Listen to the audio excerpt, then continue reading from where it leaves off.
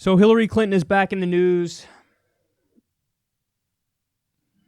I don't want to talk about her anymore. I know that people accuse us of being obsessed with her, but I genuinely don't want to talk about her anymore. I want to move on. I want to move on. I want to move on. She's making that impossible. I'm a political commentator.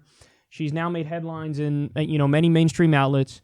And why did she? Because of her comments here. I'd like to be president. Okay. Look, I think, hopefully, when we have a Democrat in the Oval Office in January of 2021, there's going to be so much work to be done. I mean, we have confused everybody in the world, including ourselves. And we have confused our friends and our enemies. Right. They have no idea what the United States stands for, what we're likely to do, what we think is important. So the work would be work that I feel very well prepared for, having been in the Senate for 8 years, having been a diplomat in the State Department. And it's just going to be a lot of heavy lifting. So are you going to be doing any of that lifting? Do you feel like... Oh, I have no idea, Kara, but I'm going to, I'm not going to even think about it until we get through this November 6th.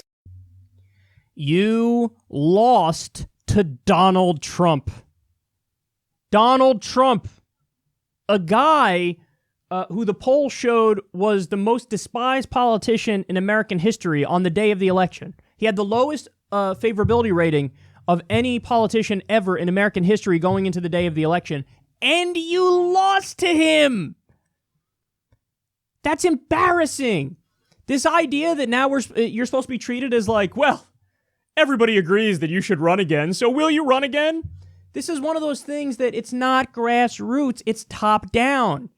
It's establishment and elites down that they're trying, we would like a Hillary Clinton presidency, so do you think you're going to run? Everybody wants to know. No, nobody wants to know because we're past you. We're beyond you, but no, it keeps coming up. Now listen, earlier on in that clip, you didn't see this part. She was asked if she wants to run, and her answer was, no, I don't want to run. And then she went on to say, but I do want to be president. So, whatever. Interpret that however you want to interpret that. But the thing that made me go, oh shit, this is fucking newsworthy, is when she goes, I don't want to think about it until after the midterms. So that means, yes, I am thinking about it. Like, I'm going to think about it. And the answer is not a hard no. The answer was a hard no, as in, no, I don't want to run. But then she says, I want to be president. And will I think about it? Yeah, I mean, I don't want to think about it until after the midterms, but I'll think about it.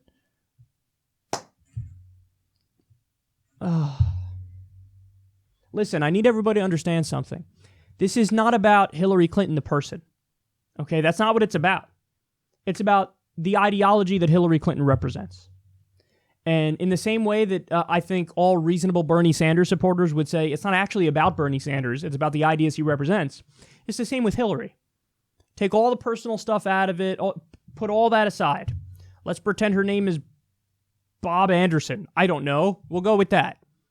It's the fact that she supported the Iraq War. She supported the Patriot Act. She supported every intervention. It's the fact that she supported NAFTA and GATT and the World Trade Organization and all these outsourcing deals.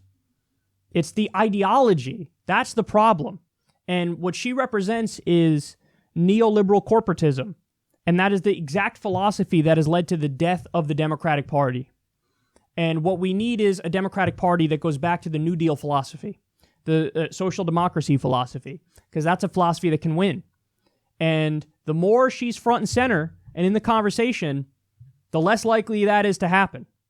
Because she's a giant force with a ton of money behind her, dragging the party in the wrong direction. And that's why I'm so hard on her. It's not about her. It's about her ideology. It's about her corruption. So they're still trying to float it, man. We just covered the story with Joe Biden. How with Joe Biden, they're saying, oh, there's a lot of grassroots support for him. No, there's not. There's establishment media support for him. You're writing the article. It's not the grassroots people who are like, yay, Joe Biden. No, it's you. It's the establishment media. And they're saying, his philosophy is the right one. It's anti-populism.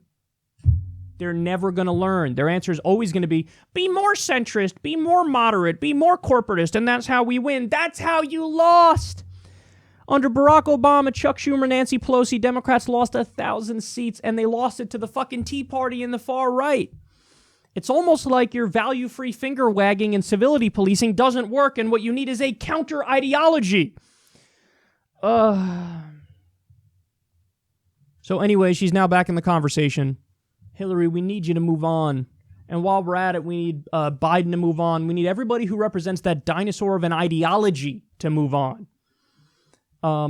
Actually, you know what? I'm wrong. Because the more establishment people there are in this upcoming race, the more they're going to split the vote amongst themselves, and the more it's likely that an actual progressive, somebody on the populist left, can get the nomination. So I do want more establishment types in the race than left-wing types. So, hey, maybe Hillary, jump in. No, actually, no. I can't. I just can't. I can't deal with it anymore. I'm so Hillaried out. The whole country's Hillaried out.